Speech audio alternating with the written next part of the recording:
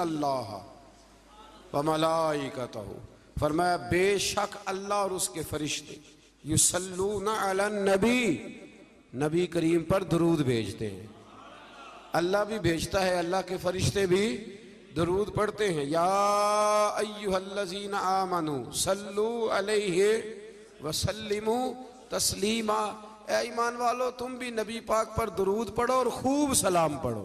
तो ये आय मुबारका नाजिल हुई कि और हुजूर सल्लल्लाहु अलैहि वसल्लम ने फरमाया अगर तुम मुझ पर एक बार दुरूद पढ़ोगे तो अल्लाह तुम पे 10 रहमतें फरमाएगा और तुम्हारे 10 गुनाह माफ कर देगा और तुम्हारे 10 दर्जे अल्लाह बुलंद फरमा देगा।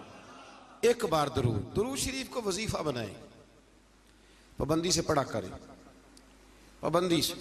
मैंने अपने बुजुर्गों को देखा है कुछ काम करते, कभी कभी मुझे लगता है कि वो काम आज भी बड़े जरूरी हैं, बड़े जरूरी।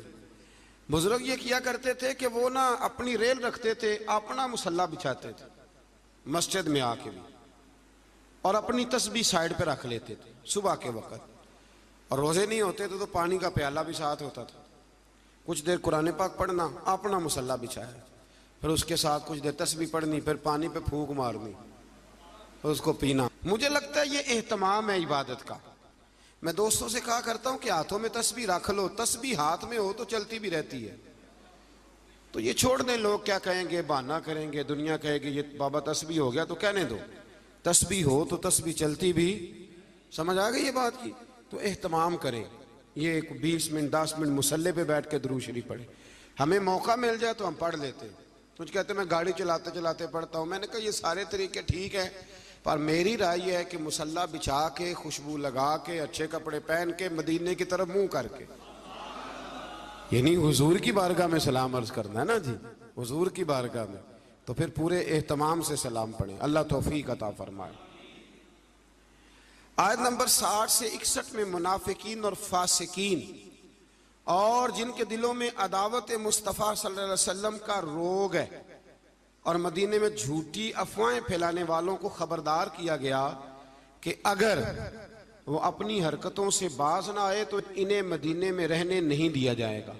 और ये भी कहा गया कि ये लोग लानती हैं और जहां भी पाए जाएं इन्हें चुन चुन कर कत्ल कर दिया जाए, इसलिए कि ये हुजूर के बारे में दिल में मुनाफकत रखते हैं। फिर आगे सूरह सबा शुरू होती है। इस सूरत की आयत नंबर 9 में दुश्मनान रसूल सल्लल्लाहु अलैहि वसल्लम के लिए इबरतनाक अजाब की वईद है। आयत नंबर 10 से हज़रत दाऊद अलैहिस्सलाम के मोजज़ात का जिक्र है कि इन्हें यह फजीलत दी गई कि पहाड़ और परिंदे उनके साथ तस्बीह करते थे। हज़रत दाऊद तस्बीह करते तो पहाड़ भी तस्बीह करते, परिंदे भी। दाता अली अजूरी ने एक बात लिखी है, कहते हैं कि हजरत हबीब बिन असलम राई थे। दाता साहब ने 1000 साल पहले लिखा है। वो किसी से मिलते नहीं थे, दोपहर के वक्त बकरियां लेके जंगल में चले जाते, मिलते नहीं। एक बंदा बड़ी दूर से आया, कहने लगा मैंने मिलने हैं।